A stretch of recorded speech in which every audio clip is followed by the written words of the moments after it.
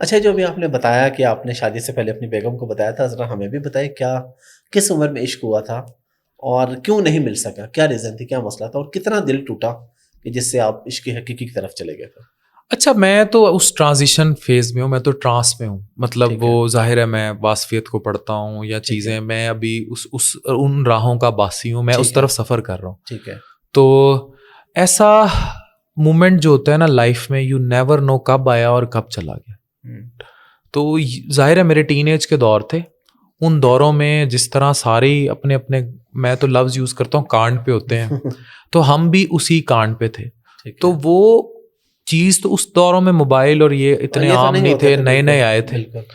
تو وہ نئی نئی کنیکٹیوٹی اور اٹیچمنٹ ہوئی، and some how the other وہ بندہ دفع ہو گیا.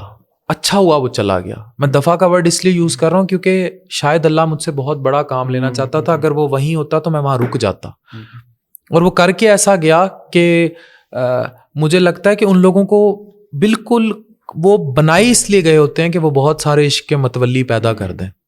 ان کی نیچر میں دھوکہ ہوتا ہے. آج وہ شخص میرے سامنے بھی آ جائے، میں کہتا ہوں اپنا سب کچھ چھوڑ کے بھی آ جائے، تو نازش میری وائف اور میرے بچے اس پہ اربوں گنا حاوی ہیں. مطلب میں اس جیسے 2 کروڑ ان پہ قربان کر دوں اگر وہ اب سامنے بھی آ جائے.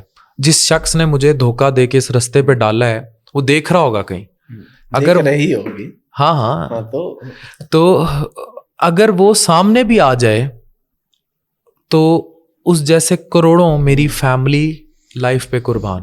مطلب میری family life is more priority. تو یہ نہیں پتہ لگتا، میں نے آپ کو کہا نا کہ جب ہو رہی ہوتی ہے تو پتہ نہیں لگتا، لیکن ایک وقت آتا ہے کہ آپ کو ضرورت نہیں رہتی.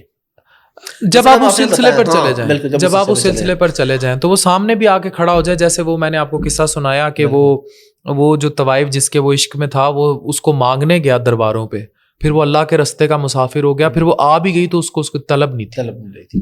میرا بھی ویسے ایسا ہی سلسلہ ہے. اچھا، ایک اور میں نے آپ کی کچھ ویڈیوز دیکھی ہیں، اور خاص طور پہ کیونکہ آج ہم ایک بالکل الگ ڈسکشن کریں تو میں چاہوں وہ ساری چیزیں جو باتیں ہیں وہ لوگوں تک پہنچیں. آف دی ریکارڈ جب ہم بیٹھے ہوتے ہیں تو آپ دوستوں میں سیکشول جیلسی کی آپ ایک بات کرتے ہیں. میں چاہوں پبلک کو بتائیں یہ کیا چیز ہے. دیکھیں، یہ جانوروں کی بھی خصلت ہے، ٹھیک ہے نا. یہ اس قدر ٹف ٹو فیس تھنگ ہے نا. آپ نے دیکھا ایک بندہ ہے، اس کا بھی ریسنٹلی ایک بھی وائرل ہو رہی تھی کہ اس نے شادی یا سہاگ رات سے پہلے ہی پوری فیملی کو گولیاں مار دی، ختم کر دیا. رائٹ؟ یہ جو لسٹ ہے نا، یہ بڑی خطرناک چیز ہوتی ہے.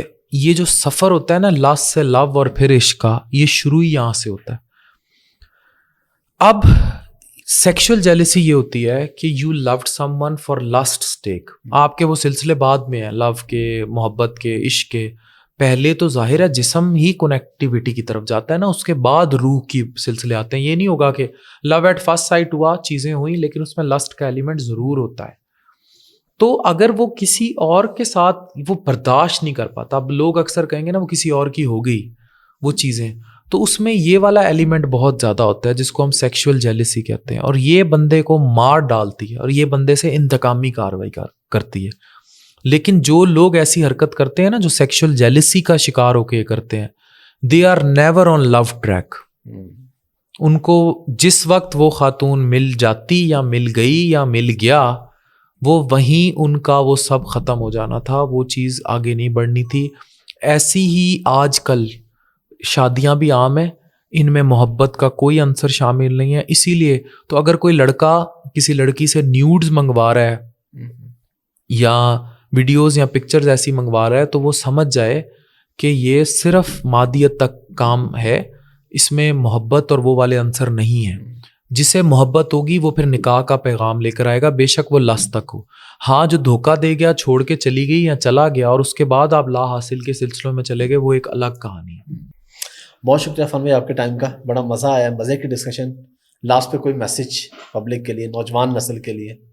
میں یہی کہوں گا کہ آپ کو میں نے دنوں میں بہت کچھ کرتے دیکھا. مطلب میں آج اس بات کو ڈسکلوز کرتا ہوں کیمرے پہ کہ ایک ٹائم تھا، حافظ احمد صاحب عبداللہ عاصم کے تھرو مجھے انٹرویو دینے آئے تھے میرے گھر.